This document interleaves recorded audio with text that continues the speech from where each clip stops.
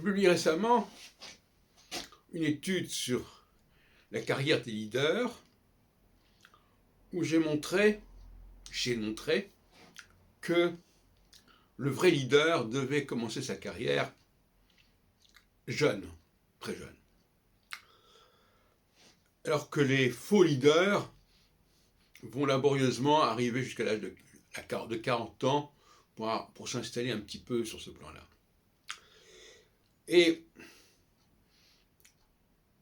j'ai voulu rester dans le champ de Jupiter, et je me suis dit qu'après tout, 2 cycles complets de Jupiter font 24 ans, et que ça se rapproche assez bien de mes sondages. C'est peut-être 24 ans, 27 ans, etc., que les choses prennent tournure et que la personne prend conscience du pouvoir qu'elle peut exercer sur autrui, sur différents plans. Et j'ai eu la surprise de constater, en étudiant la carrière de Bonaparte, né en 1769,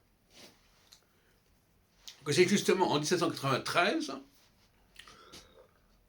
à l'âge de 24 ans, de retour de Jupiter, sur lui-même, sur sa position natale, qu'il devient commandant en chef des armées d'Italie puis d'Orient, faisant notamment la campagne d'Égypte. Et en 1799, à l'âge de 30 ans, il devient premier consul et puis par la suite empereur. Et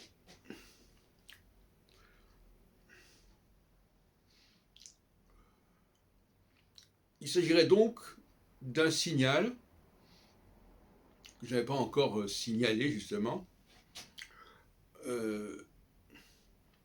de ce qui montrerait bien que la position natale de Jupiter est engrangée et mémorisée, probablement d'une manière stellaire, comme pour le Soleil, et que le second passage de Jupiter exactement sur la position natale serait le déclencheur de la véritable carrière du jupitérien, du tzaddik, du pasteur, etc., comme on voudrait l'appeler, du leader.